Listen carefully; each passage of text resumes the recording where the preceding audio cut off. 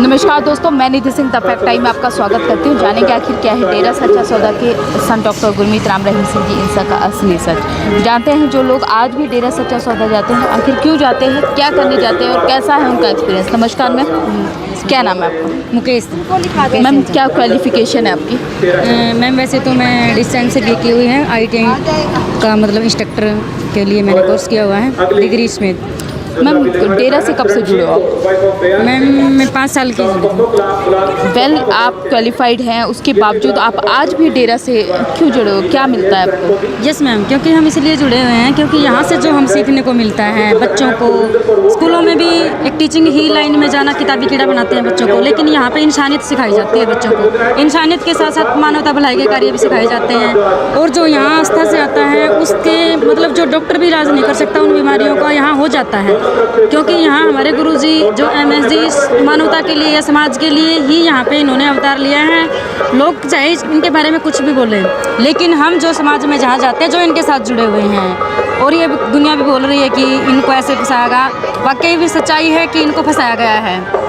और राजनीतिक एक विंग के द्वारा मतलब जो हमारे विंग राजनीतिक विंग थे डेरे के, उनके द्वारा भी एकता के या एकता लगा लो, डेरा सच्चा सौदा के साथ जो लोग जुड़े हुए हैं वो एक संबंध में रहते हैं, क्योंकि एकता हम घर में कर लो या समाज में कर लो या कोई संस्था में कर लो, एकता तो अच्छी बात है, लेकिन जो राजनीतिक पार्टियां ये इससे थोड़ी सी ईर्ष्यालु हो जाती हैं, जिसके कारण पिताजियों पे भी मतलब ये उन्होंने बोला। बीइंग अ गर्ल मैम, आप अपने आप को कितना सुरक्षित महसूस करते हैं? हम यहाँ आके तो इतना महसूस मतलब सुरक्षित महसूस करते हैं कि हम हमारे घर पे भी इतना सुरक्षित नहीं है मैम, क्योंकि जो इज्जत लेडीज़ और महिला की यहाँ होती हैं, जितनी रिस्पेक्ट यहाँ करते हैं, तो वो एक हमारे घर पे हमारे पति, हमारे भाई, हमारे बहन, वो भी हमें इतना प्यार नहीं दे सकते जो हमें यहाँ मिलता है। और यहाँ गुरु के मतलब गुरु तो हमसे प्यार करते ही करते हैं। यहाँ की जो साध संगत है, भाई हैं, बहनें हैं, वो भी हमें एक परिवार का सदस्य ही मानते हैं। घर में भी हमें इतनी इज्जत नहीं मिलती जितनी यहाँ पे मिलती है।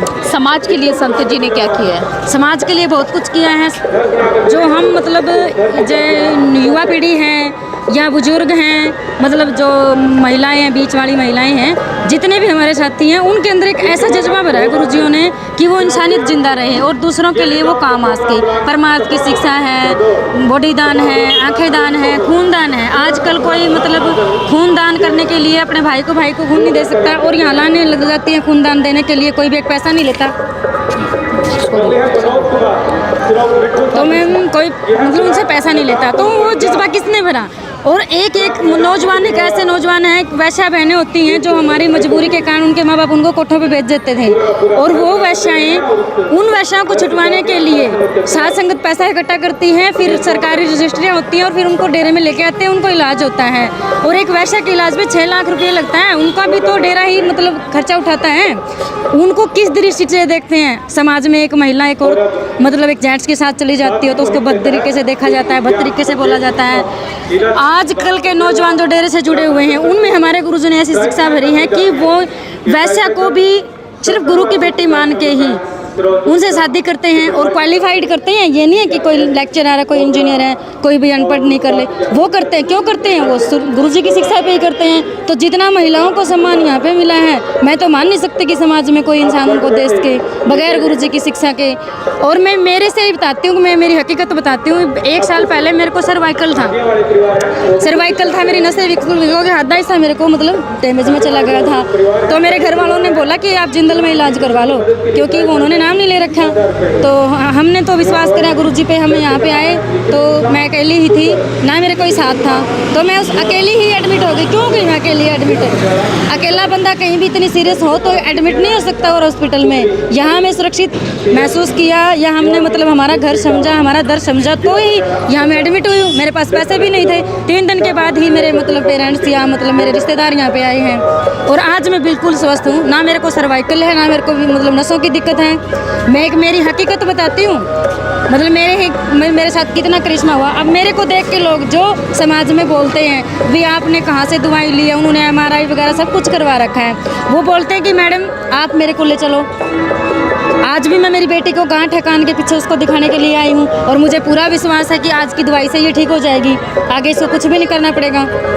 यहाँ जो होता है वो विश्वास पे भी काम होता है, और जो गुरुजी शिक्षा देते हैं या मतलब किसी के अंदर भी इंसानियत भरी है, परमार्थ करते हैं हमें परमार्थ के बारे में सिखाया जाता है, क्योंकि परहित हम अपने लिए तो सब जीते हैं, अपने बच्चों के लिए भी सब करते हैं, परहित का मतलब है कि भी जो हम परमार्थ इकट्ठा करते हैं वो दूसरों के दुख में काम आए, हमारा पैसा कहीं ऐसी जगह पे लगे कि वो मतलब इंसानियत को सुख ही दे के जाए, दुख नहीं। तो गुरुजी ने तो अब भी गुरुजी कि समाज को इतनी ज़रूरत है, गुरुजी जाने के बाद समाज में इतनी उथल पुथल हो चुकी है। आप ही देखो जब से गुरुजी गए कोरोना का कहर मचा हुआ है, और कोरोना के कहर में भी जो सत्संगी भाई हैं या मतलब जो भी इनकी डॉक्टरों की टीम है बड़ी सेवा कर रही है, मास्क बांटे जा रहे हैं, सैनिटाइजर बांटे हैं, इन्होंने सब मतलब अपना फ्री सेवा किया, कोई किसी से पैसा नहीं लिया है, जितनी भी एडवाइस देनी है फ्री देते हैं। और आज भी मैं सरकार से यही अपील करती हूँ कि जैसे अब किसान आंदोलन चला हुआ है, किसान आंदोलन में जो भड़काऊ भाषण होते हैं या मतलब सरकार और राजा और प्रजा के बीच में तनाव हो चुका है, इस तनाव को मिटाने के लिए भी एक संत ही ऐसे मतलब इंसानों के अंदर ऐसी ठंडक पैदा कर सकते हैं या उनको समझा सकते हैं कि मतलब ये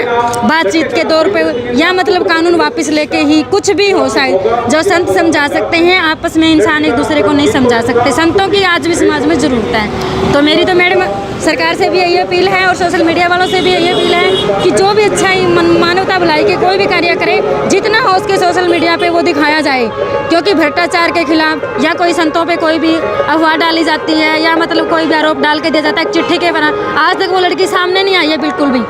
हम कोई गुनाह करते हैं, प्रूफ तो हो, जिसने हमारे ऊपर गुनाह डाला है वो बंदा सामने तो हो। आज तक एक चिट्ठी के दरवे हम ये बोलते हैं, आज तक किसान आंदोलन पे एक चिट्ठी पहुंच रही है, आवाज़ भी पहुंच रही है, सोशल मीडिया भी पहुंच रही है, तो वो कानून वापस नहीं ले रहे हैं। और उन्होंने चिट्ठी के जरिए पे मतलब इतना बड़ा फैसला सुना दिया कोर्ट ने। क्या आज हमारी जो हाई कोर्ट है इतनी मजबूर है कि संतों को तो एक मतलब वो डाल देती है एक चिट्ठी के उस पर ही, लेकिन जो इतनी पब्लिक इकट्ठी हुई है वो उनको नहीं सुन रही है।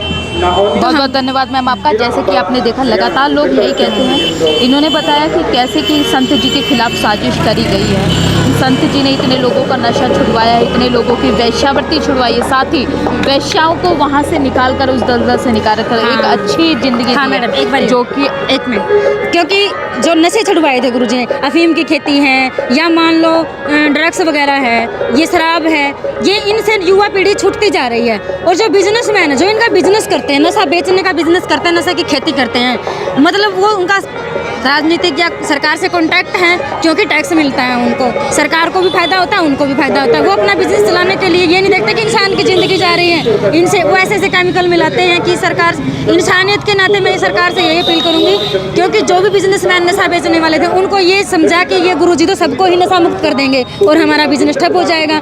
ऐसे ऐसे लोगों की भी चाल थी गुरुजी को फंसाने के लिए। तो ये है डेरा सच्चा सौदा का असली सच। फैसला आपने करना है कि डेरा सच्चा सौदा के संत डॉक्टर गुरमीत राम रहीम सिंह जी इंसा का साथ देना है, एक बार इतिहास को फिर से दोहराने से रोकना है, क्या कलयुग आने देना है, या फिर आज फिर संत जी का साथ देकर एक बार इतिहास को बदल देना है और संत जी के साथ खड़े होकर हमारे देश का भी भला करना है। बहुत बहुत धन्यवाद।